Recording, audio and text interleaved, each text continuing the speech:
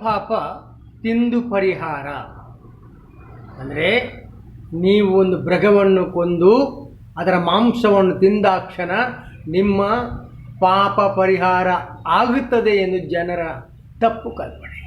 ಬದಲಾಗಿ ನೀವು ಮಾಡಿದಂತಹ ಪಾಪಕ್ಕೆ ಪ್ರಾಯಶ್ಚಿತ್ತವಾಗಿ ಆ ಕರ್ಮ ಫಲವನ್ನು, ಪಾಪದ ಫಲವನ್ನು ಉಂಡೇ ತೀರುತ್ತೀರಿ ಎಂಬುದು ವಾಸ್ತವ ಸತ್ಯ ವಿಚಾರ.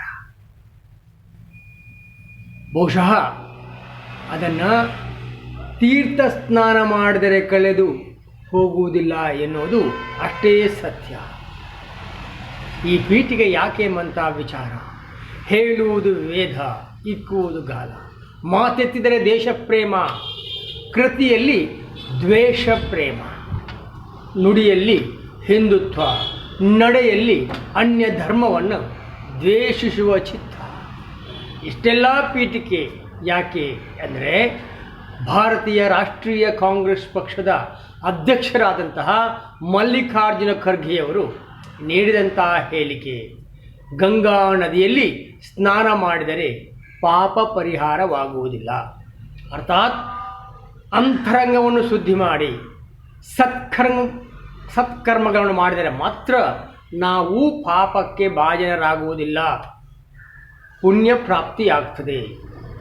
ಅನ್ಯಾಯ, ಅನಾಚಾರ, ಪಾಪಕರ್ಮಗಳನ್ನು ಗಂಗಾ ನದಿಯಲ್ಲಿ ಮಿಂದೊಡೆ ಅಥವಾ ಕುಂಭಮೇಳದಲ್ಲಿ ಸ್ನಾನ ಮಾಡಿದರೆ ಅತ್ಯಾಚಾರಿಗಳ ಪಾಪ ವಿಮೋಚನೆ ಆಗುವುದಿಲ್ಲ ಎನ್ನುವುದು ಖರ್ಗೆಯವರ ಮನದಾಳದ ಮಾತು.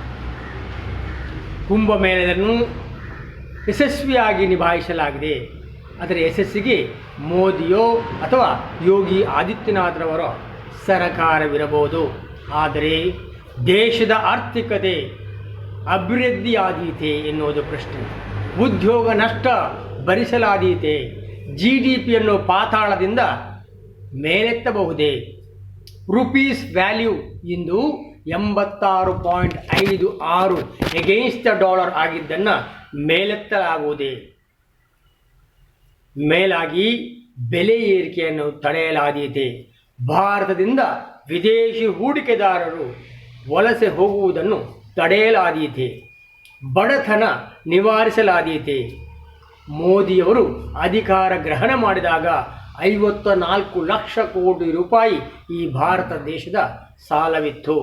ಅದು ಇಂದು 256 ಲಕ್ಷ ಕೋಟಿಗೆ ಏರಿಕೆಯಾಗಿದೆ. ಇದನ್ನು ಕಡಿಮೆ ಮಾಡಲಾದೀತೆ? ಸಾಧ್ಯವಿಲ್ಲ. BJPಗೆ ಮಾತ್ರ ಗಂಗೆಯಲ್ಲಿ ಸ್ನಾನ ಮಾಡಿದ ಪರಿಣಾಮವಾಗಿ 2022-23ರಲ್ಲಿ 2120.06 ಕೋಟಿ ರೂಪಾಯಿಗಳು ಎಲೆಕ್ಟ್ರಲ್ ಬಾಂಡ್ ಮುಖಾಂತರ ಬಂದೆವು, ಅವರ ಖಾತೆಗೆ ಜಮಾ ಆಗಿದೆ.